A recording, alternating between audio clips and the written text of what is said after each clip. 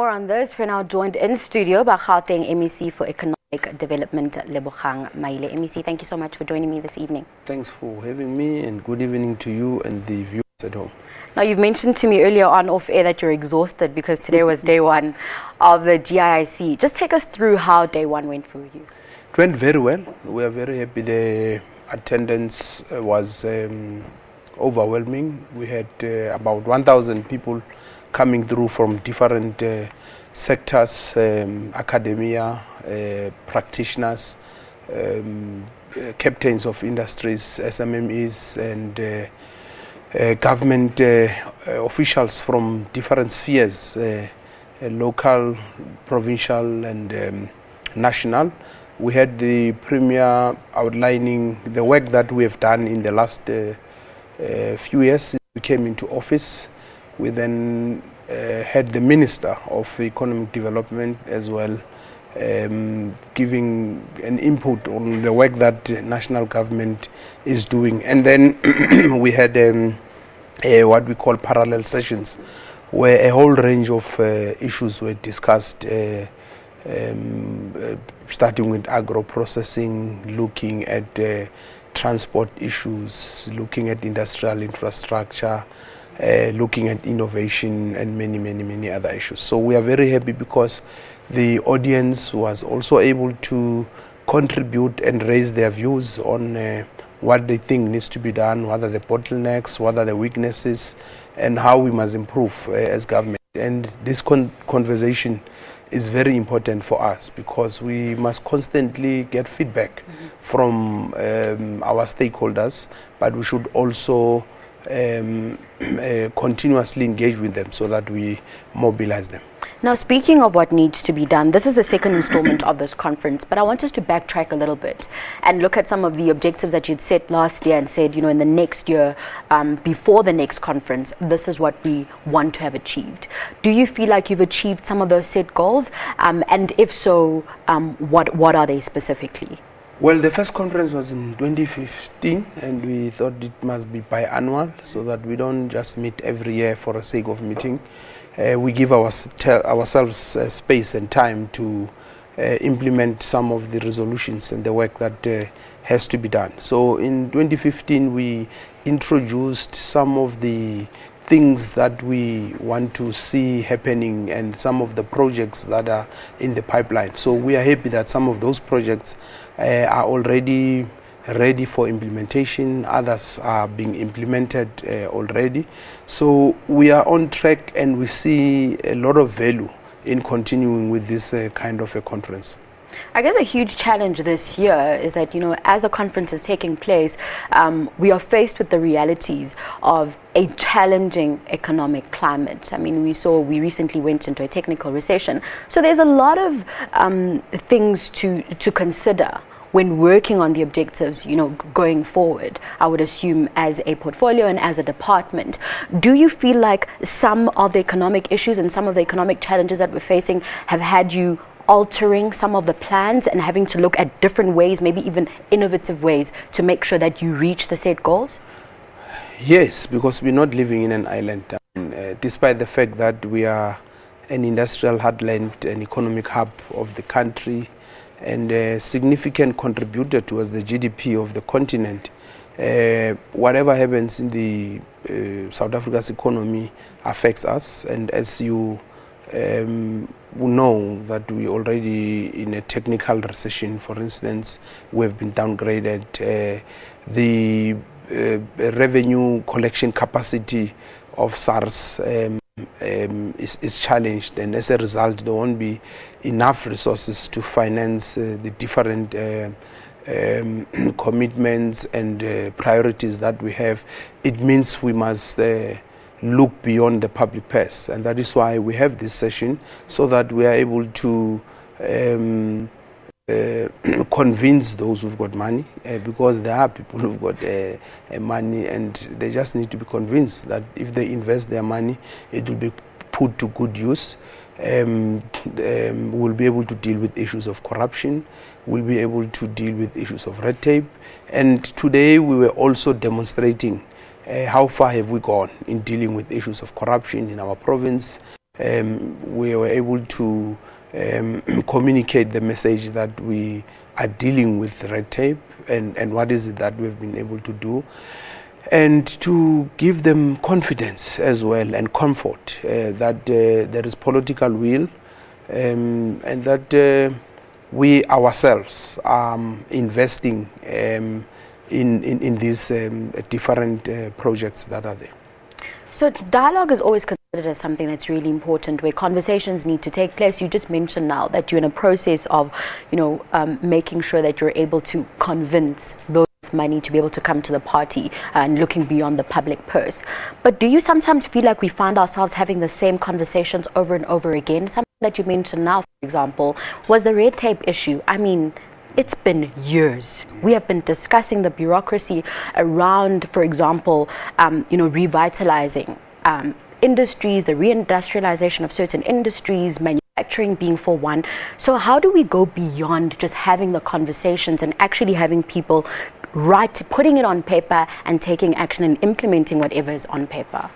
Conversations are very important, and these dialogues, I think what is important is making sure that in the discussions that we have, are we able to measure if we're making progress or not, so that we don't continuously diagnose and explain what is the problem, but rather say what is it that are we doing to deal with the problem, and how far have we gone, is there progress. So that is why in that context these discussions are not meaningless and fruitless. They must always be there. And that is why today we were able to, like I've said earlier on, to say, for instance, on red tape, we already have a task team that is led by MEC Mashatile to deal with the red tape. But it's not just about the task team. There are things that are within our control. For instance, the application of and authorizations of the EIS, the environmental impact assessments. It used to take 24 months in Gauteng to get an approval. It takes 3 months now. We can go on and demonstrate where have we been able to intervene. So, like I'm saying, it's not meaningless. It's very important, and in that process, some of the people will say even 3 months is not enough. So how do we reduce it further to a month? For instance, the people who are doing business with us used to complain that government is not paying them. We are now paying them in 14 days in Gauteng. About 78% of invoices that we receive, we have been able to pay them in 14 days. So there is progress. And some of the people might say, no, but 14 days is still not enough. Why don't you make it 7 days? It's fine. The issue is in the process, we don't create space for corruption. We don't compromise quality. We don't compromise transparency. And we don't create space for people who are doing wrong things, and rather these new things that we introduce must help us to deal with efficiencies and effectiveness in delivering government programs. Now, something that really caught my attention when I was going through the brief earlier on was the objective of wanting to build a globally competitive Gauteng region. How far off are we in terms of achieving this objective, and what can we do to ensure that we get there sooner rather than later? We are competitive globally as a country, not just as a province, because we don't see ourselves as a competition to other provinces and the rest of the country, but we see our role as complementing other provinces, and that is why we believe that as different provinces, we must look at our different comparative advantages and work together so that we are able to compete as a country. I mean, if you look at the industrial capacity that we have in Gauteng, just in Ekurhuleni, it's enormous. The issue is how do we enhance it and make sure that we attract more and more investment. I mean, we do have foreign direct investment coming to the country, but the issue is it enough? And how do we upscale it and make sure that more and more people come in? We bolster our productive capacity of the economy so that we can be able to create jobs. These infrastructure projects we're talking about, they provide an opportunity for us to create new companies. They provide an opportunity for us to facilitate entrance of new players into the economy. They provide an opportunity for us to transform the economy and all that. So we are on track, but we must never rest on our laurels, because other people are always trying harder. If you look at countries like Kenya, you look at Ethiopia, there's so much that they're doing to try and get better. So we must always be ahead, and that is why we must invest in your favorable topic, innovation. And we must focus on research and development. Yes. And we've got huge capacity. If you look at the concentration of institutions of higher learning in Gauteng, you look at research institutions, and we are working very closely with those tertiary institutions, and in a systematic way we have signed an MOU with all of them, looking at the different strengths of each universities. We're focusing on research, we're putting resources, we providing money for young people to be absorbed in this. we're spending about 600 million just to get young people into tertiary institutions, because we take skills development very serious, because we believe that you can't industrialize if you ignore the skills revolution. It is important to skill as many young people as possible, especially in the scarce areas. We're running out of time, but I guess a good way to wrap up would be to look at something that you speak of often, which